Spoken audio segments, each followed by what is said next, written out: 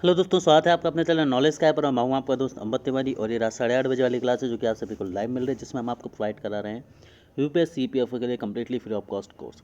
जैसे कि आपने देखा था कि आज सुबह आपको जो है वो गवर्नमेंट स्कीम पर एक क्लास प्राप्त हुई थी, ठीक है ना।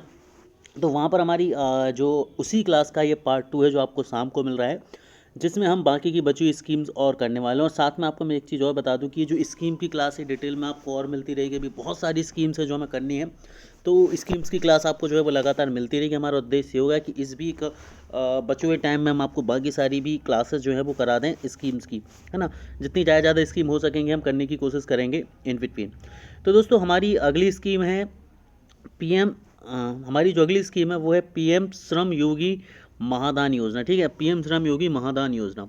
चलिए, उससे पहले मुझे सभी बच्चे लाइव चैट के थ्रू ये बताएंगे कि क्या आप सभी को क्लास प्रॉपर मिल रही है और क्या आप लोग मुझे प्रॉपरली देख और सुन पा रहे हैं। यदि आपको आवाज़ ऑडियो और वीडियो दोनों क्लियर है तो एक बार जल्दी से मुझे लाइव चैट के थ्रू नोटिफाई करें, सो दैट हम हमारी आज की क्लास को शुरू कर सकते हैं। So very good evening everyone and a very warm welcome you all on knowledge sky channel.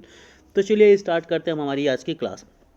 तो आज की जो पहली आपकी स्कीम है वो है पीएम श्रम योगी महादान योजना। पीएम श्रम योगी महादान योजना, यदि हम उद्देश्य की बात करें पीएम श्रम योगी महादान योजना की, तो the objective is to provide a pension to the unorganised sector. अब यहाँ पर ये इसलिए इम्पोर्टेंट हो जाती है दोस्तों, क्योंकि जो अभी तक की जितनी भी स्कीम्स थी वो सभी की सभी ऑर्गेनाइज सेक्टर के लिए थी, लेकिन ये स्कीम रिटन पेपर जी किसके लिए बनाई गई है भाई?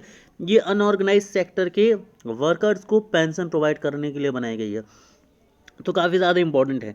देखिए, अब क्वेश्चन कुछ इस तरह से बन सकते हैं, आपसे इस तरह से क्वेश्चन बनाए जा सकते हैं कि मान लीजिए पीएम श्रम योगी महादान योजना के बारे में कौन सा कथन सत्य है। पहला, ये एक पेंशन स्कीम है। दूसरा, ये अनऑर्गेनाइज सेक्टर के लिए पेंशन स्कीम बनाएगी, ठीक है। तो आप इससे आइडेंटिफाई कर सकते हैं चीज़ों को, ठीक है। तो अब यहाँ पर पेंशन के लिए क्या चीज़ है? पेंशन क्या होगा? They shall receive a minimum assured pension of 3000 per month after the age of 60 years.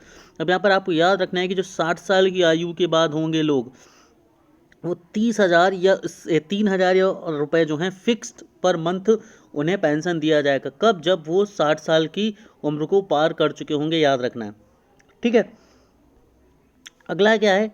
In case of death during the receipt of a pension, his her spouse shall have the right to earn 50% of the pension earn as a family pension. अब यहाँ पर ये भी याद रखना है, important चीज़ आती है कि देखिए, पहली चीज़ तो ये है कि जो अनऑर्गेनाइज सेक्टर के लिए बना है, ये पहली चीज़। देखिए, की पॉइंट रिवाइज कैसे करना है। पीएम श्रम योगी महादान योजना में क्या है भाई? अनऑर्गेनाइज सेक्टर में पेंशन देने के लिए बनाई गई है, पहली चीज़। इसमें 60 साल के बाद व्यक्ति को 3,000 रुपये, मतलब अनऑर्गेनाइज सेक्टर के वर्कर को 60 साल की उम्र प्राप्त कर लेने के बाद 3,000 रुपये प्रति मंथ जो है वो पेंशन मुहैया कराई जाएगी। और यदि इसी समय के दौरान उसकी मृत्यु हो जाती है तो उसकी जो स्पाउस होंगे, मतलब पत्नी है तो पति और पति है तो पत्नी को 50% जो है पेंशन मिलेगी, मतलब 1,500 रुपये महीने पेंशन मिलेगी। अब ध्यान रखेंगे ये चीज़, जरूरी नहीं है कि 50 रुपये ही 50% ही लिखा मिले। कई बार ये आ सकता है कि 1,500 रुपये लिखा दे सकते। क्यों? क्योंकि 3,000 रुपये तो पर मंथ मिलने हैं और उसका 50% कितना होता है भाई? 1,500 रुपये पर मंथ ही तो होता है। तो ज़रूरी नहीं है कि 50 रुपये ही 50% लिखा मिले, 1,500 भी लिखा वहाँ पर मिल सकता है, ठीक है। चलो, ठीक है। तीसरा पॉइंट जो कि इंपॉर्टेंट है, जो कि आपको याद रखना है यहाँ पर, तो तीसरा पॉइंट है in the event of that before the age of 60 his or spouse shall consequently be entitled to enter the continue the scheme by paying monthly contribution or leaving the scheme as provided for in exit and withdrawal provisions. The family pension is for partners only. अब यहाँ पर याद रखने की चीज़ें, तीन चीज़ें बहुत इंपॉर्टेंट निकलती हैं, कंफ्यूज नहीं होना। यहाँ पर है, मान लीजिए, देखिए पेंशन स्कीम है तो पेंशन स्कीम का फंडा वही है जो एनपीएस का होता है, नेशनल पेंशन स्कीम का। मैंने आप सभी को सुबह की क्लास में नेशनल पेंशन स्कीम में क्या बताया था भाई? नेशनल पेंशन स्कीम का फंडा मैंने आपको ये बताया था कि पहले आपको 60 साल की एज तक कुछ कंट्रीब्यूशन करना होता है ना। 60 साल की एज तक कंट्रीब्यूशन आपको करना होता है, ठीक है। अब 60 साल की एज तक आपको जो कंट्रीब्यूशन करना है, उसके बाद जब 60 साल की एज आप कर चुके होंगे तो उसी कंट्रीब्यूशन से जो पैसा बनता है, उस पैसे से आपको 3,000 रुपये प्रति मंथ दिया जाएगा। अब सब लोग बोलेंगे सर आपने तो सुबह 5,000 बताया था। तो भाई 5,000 एनपीएस नॉर्मल स्कीम के लिए है, और ये जो एनपीएस स्कीम है ये किसके लिए बनाई गई है? ये स्पेशली अनऑर्गेनाइज सेक्टर के वर्कर्स के लिए बनाई गई, तो उनके लिए थोड़ी सी अलग है राशि। तो 3,000 रुपये पर मंथ मिलेंगे, लेकिन उससे पहले आपको एक मंथली कंट्रीब्यूशन करना होगा, ठीक है। और मान लीजिए आपकी मृत्यु, जिसको पेंशनधारी उसकी मृत्यु हो जाती है, तो उसकी मृत्यु के बाद उसकी पत्नी को उसका 50% मिलेगा, मतलब 1,500 रुपये पर मंथ मिलेंगे। यहाँ पर क्या है कि कोई व्यक्ति यदि 60 वर्ष की आयु प्राप्त करने से पहले मर जाता है, मतलब अभी वो क्या कर रहा था, 60 वर्ष से कम उम्र का था, मतलब वो कंट्रीब्यूशन अभी दे रहा था, अभी वो अपने पैसे गवर्नमेंट में जमा कर रहा था कि 60 वर्ष के बाद उसे क्या मिले, उसे पेंशन मिले। अब इनकेस वो 60 वर्ष से पहले उसकी डेथ हो जाती, तो उस केस में उसका जो स्पाउस होगा, स्पाउस मतलब पार्टनर होगा, मतलब पति है तो पत्नी, पत्नी है तो पति, तो वो चाहे तो कंट्रीब्यूशन को कंटिन्यू कर सकती है और 60 वर्ष के बाद पेंशन स्कीम का फ़ायदा उसे मिल जाएगा। यदि वो चाहे तो एग्जिट भी कर सकती है, बाहर भी निकल सकती है, और जो भी नियम कानून होते हैं उसके हिसाब से उन्हें पैसा जो है वापस मिल जाएगा, ठीक है। तो दोनों चीज़ें बहुत अच्छे तरीके से याद करना है। कोई डाउट होता है तो मुझे कमेंट सेक्शन में बताएंगे, मैं इसको बिल्कुल क्लियर करूँगा, ठीक है। चलिए आगे बढ़ते हैं। चौथा, contribution by the subscriber. He she is required to contribute the prescribed contribution amount from the age of joining प्रधानमंत्री एज वाइम टिल द एज ऑफ 60। और तो आपको याद रखना है कि 60 साल की उम्र तक जो है वो यहाँ पर आपको कंट्रीब्यूशन कंटिन्यू करना होगा, और यहाँ पर 50-50% का कंट्रीब्यूशन जो है वो किया जाएगा, केंद्र सरकार द्वारा योगदान मिलान। तो इसमें भाई 50% का योगदान व्यक्ति करेगा, 50% का योगदान जो है केंद्र सरकार करेगी। अगेन एक की पॉइंट आता है कि केंद्र सरकार इसमें करेगी। कौन करेगी? केंद्र सरकार करेगी, और ये पूरी तरह से स्वैच्छिक है, मतलब आप चाहें तो ले सकते, ना चाहें तो नहीं ले सकते।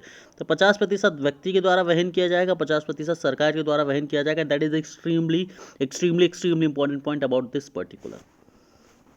चलिए अगला है the matching contribution by the central government. तो याद रखना है कि इस स्कीम के तहत ये पूरी तरह से वॉलेंट्री, और इसमें 50% जो है वो सरकार मिलाएगी, है ना, और 50% जो है वो व्यक्ति मिलाएगा। कब तक? उसकी 60 साल की उम्र के पहुंचने तक, ठीक है। तो ये इंपॉर्टेंट बनता है यहाँ पर। So guys thank you very much. ये थोड़ी सी छोटी सी क्लास थी। यहाँ पर जो आखिरी स्कीम हमारी रह गई थी वही स्कीम मैंने यहाँ पर कंटिन्यू करी है, ठीक है। तो यहाँ पर हम सभी एक बार जल्दी से देख लेते हैं कि भाई ये स्कीम क्या थी। तो प्रधानमंत्री योगी महादान योजना जो थी, योगी महादान योजना बेसिकली इसी के बारे में थी, ठीक है। ऑब्जेक्टिव क्या था इसका भाई? देखिए थोड़ी सी बड़ी स्कीम थी, इंपॉर्टेंट स्कीम थी, इसलिए मैंने इसको यहाँ पर छोड़ दिया था, ठीक है। तो एक बार जल्दी से हम क्विक रिवाइज भी करेंगे 5 मिनट में सारी की सारी स्कीम को। तो पीएम श्रम योगी महादान योजना में क्या था भाई? ये अनऑर्गेनाइज सेक्टर के लिए पेंशन प्रोवाइड कराने वाली स्कीम थी। पहली चीज़, जल्दी से हम की पॉइंट जल्दी से एक बार सुबह से जितनी भी पड़ी हुई हैं उन सबको रिवाइज कर लेंगे, ठीक है।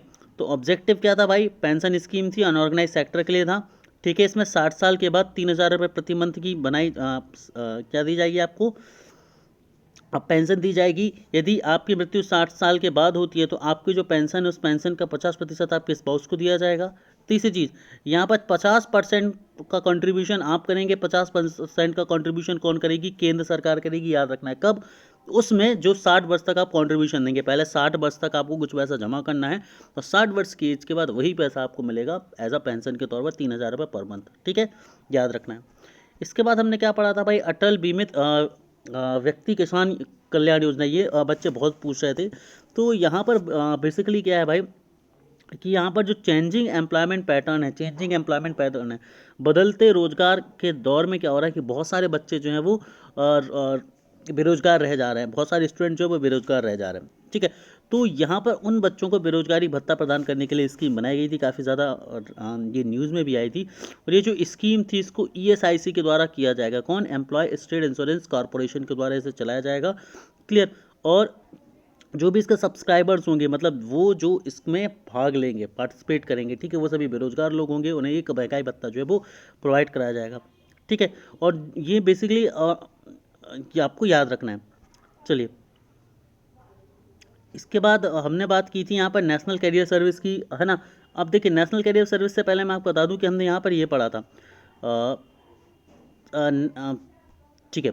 यहाँ पर हमने ये स्कीम जो पढ़ी थी वो थी पेंसिल प्लेटफॉर्म, पेंसिल पोर्टल हमने पढ़ा था। Platform for effective enforcement for child labour, जो कि पेंसिल पोर्टल था वो किसके लिए था भाई? वो इसके लिए था, आपको पता होगा, national child labour project scheme.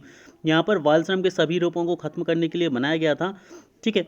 और इसमें क्या किया गया था? इसके तहत एक पेंसिल पोर्टल बनाया गया था। पेंसिल पोर्टल पर जितनी भी तरह की अवेयरनेस है वो बढ़ाई जानी थी। और इसमें क्या था? केंद्र सरकार, राज्य सरकार, मतलब सेंट्रल गवर्नमेंट, स्टेट गवर्नमेंट, है ना, और सारे के सारे NGO और ऑर्गेनाइजेशन जो भी चाइल्ड लेबर एब्ल्यूशन में वर्क कर रहे थे वो एक साथ आकर जुड़ सकते थे, ठीक है। उसके बाद हमने देखा था नेशनल कैरियर सर्विस देखी थी। नेशनल कैरियर सर्विस जो थी वो एक पूरा स्ट्रक्चर बनाया जा रहा है जिसमें एक पूरा ऐसा स्ट्रक्चर बनाया जा रहा है जिसमें भाई नियोक्ता को, ठीक है, और बेरोजगार युवकों को, है ना, मतलब नौकरी चाहने वालों को, नौकरी देने वालों को, दोनों को एक कॉमन प्लेटफॉर्म पर लाना, और कॉमन प्लेटफॉर्म पर लाने के बाद उनका लक्ष्य क्या होगा कि उन सभी के लिए चीज़ों को उपलब्ध कराना था, ठीक है, ताकि और यहाँ पर इन पे जितने भी बेरोजगार लोग थे उन्हें उनकी काबिलियत के अनुसार ट्रेनिंग प्रोवाइड कराई जा रही थी ताकि वो अपना मनचाहा जॉब ले पाएँ, ठीक है, क्लियर। तो यहाँ पर ये था।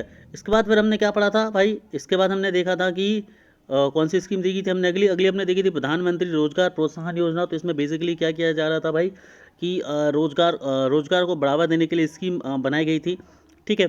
और यहाँ पर बेसिकली किया जाता था, जितने भी नियोक्ता हैं उनको ये चीज़ कही जाती थी कि आप अपने अंदर लोगों को रोज़गार दें, लोगों को रोज़गार देने के साथ साथ उनमें सोशल सिक्योरिटी की स्कीम के बारे में भी उन्हें जागरूकता प्रदान करें, ठीक है। और ये जो पूरा का पूरा कार्यक्रम था वो ईपीएफओ के माध्यम से संचालित किया जाना था, ठीक है।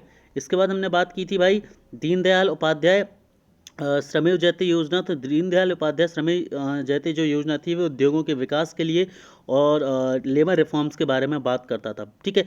और यहाँ पर एक सुविधा पोर्टल, एक डेडिकेटेड पोर्टल भी बनाया गया था जो कि श्रम सुविधाएं प्रदान करता था, लोगों को अवेयरनेस देता था, ठीक है। तो ये दोस्तों हमारी आज की जो थी लेबर स्कीम्स थी जो कि ministry of labour and employment के द्वारा जारी करी गई थी, ठीक है। मैं उम्मीद करता हूँ कि आपको ये क्लास पसंद आई होगी।